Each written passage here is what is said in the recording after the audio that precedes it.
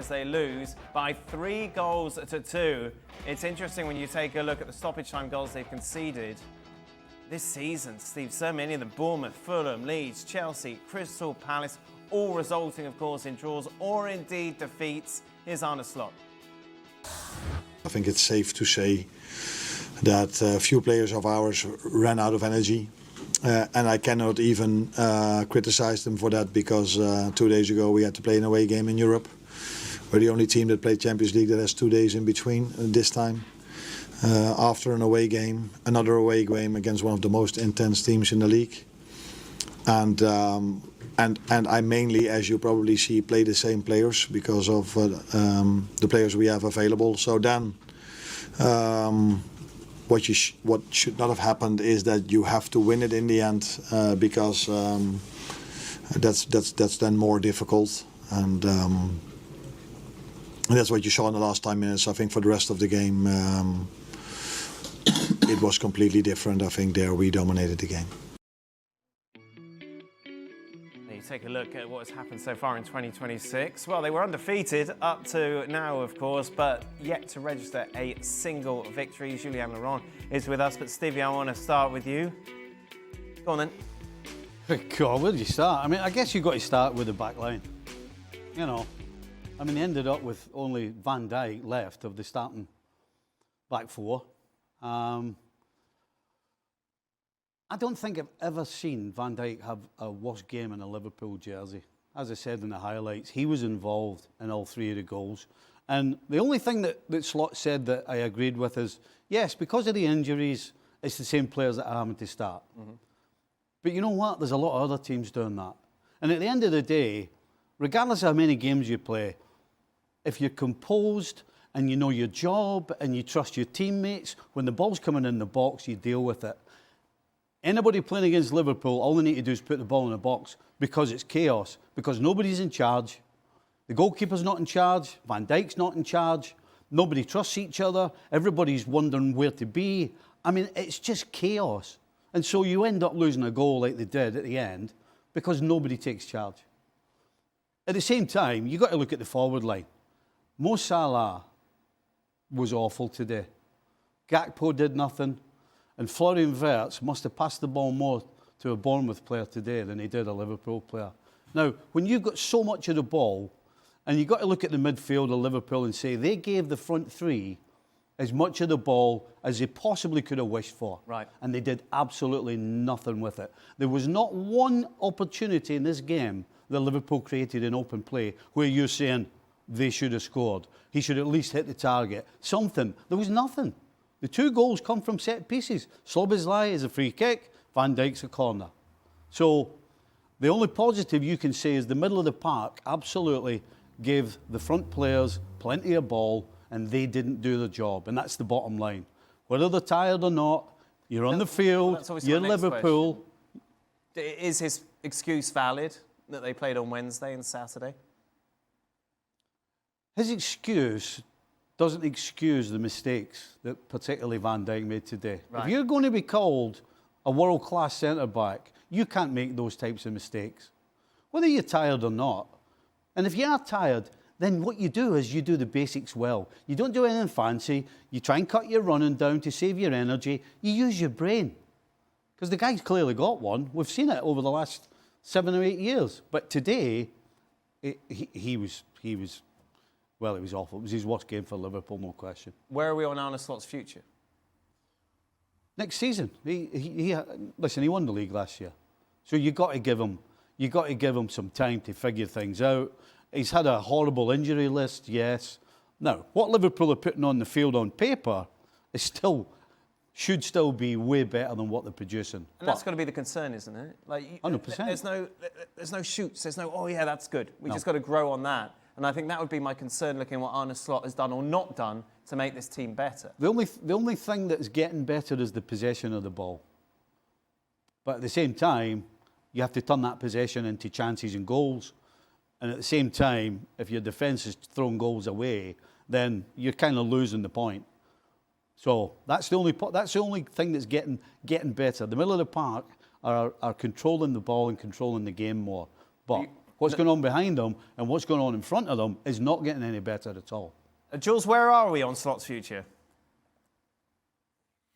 I think Steve is right. He's got until the end of the season easily. I know now that Xabi Alonso is free, there's a lot of those theories about, well, you know, if they want to get rid of Slot, they've got the replacement already here. Xabi Alonso could have come to Liverpool before Arne Slot. He decided not to. We know the story anyway. So this is a fact. This is true. But the club will give him the time. They believe in him. On today, on the excuse of the Champions League game on Wednesday night, I was there. It was a very easy win, comfortable win for Liverpool. I don't buy the tiredness because the second half this afternoon or this evening was the best, really. And okay, maybe in the last 10 minutes they got maybe a bit tired, but in that case, you're good enough to control the last 10 minutes and not making a basketball game like it was, because they went for the goal, they went for the winner, and maybe that was the right thing to do. But then if you do, you know that you could get exposed in transition, because before that long throw in the goal and the mistake from Van Dijk again, and by the way, it's Curtis Jones blocking him, nobody else. Before that, Alex Scott has a shot on the edge of the box on his own. Christie has a shot on the edge of the box on his own. Evan Nilsson has the chance that we just saw. All three of them in transition because Liverpool were on the other side of the pitch trying to score. That's not because they were tired, it's because they were pushing to score the first goal. Never today they were outplayed by Bournemouth. They gifted them 3 goals. There's nothing that Bournemouth did that outplayed Liverpool today. So I don't buy the tiredness. It was just mistakes again. And like Stevie said, with the ball, not enough. We said it the other day after the Marseille game. Mo Salah right now doesn't have a place in this team. He's just not good enough to warrant a place from the start, I think, in this team for me. Wow. I think this time last year we think, oh, it's so important that Liverpool sign Salah and Van Dijk. We've got to make sure that it continues this success, and both players have had a stinker. Yeah, and let me just focus on Van Dijk, because I think we've discussed Mohamed Salah. The only reason we haven't been discussing Mohamed Salah is because he went to the African Cup of Nations. But he's come back and he's having the same issues that he had before he went to the African Cup of Nations.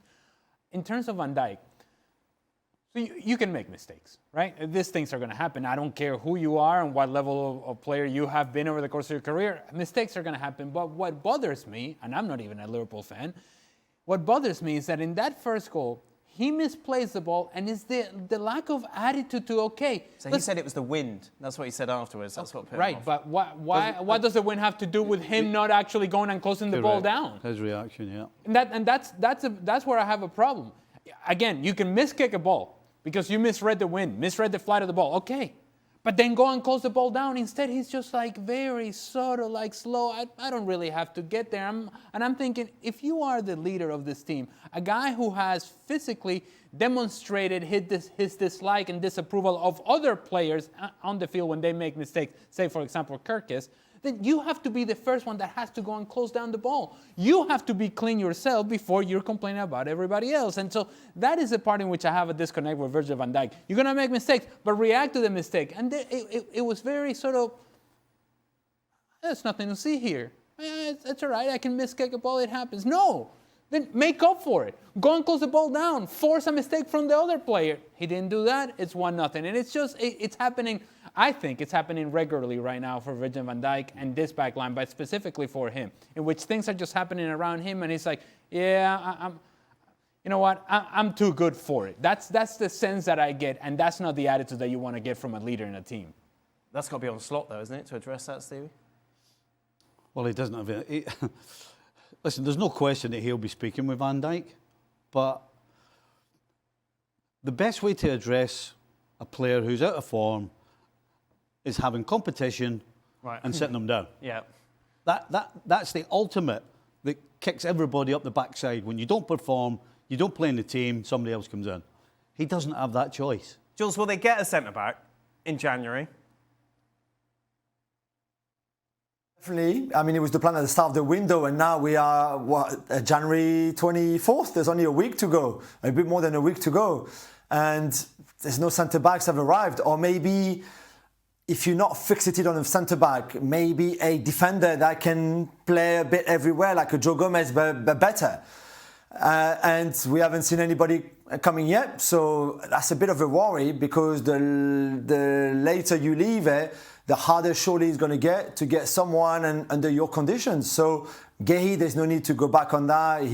He signed for City.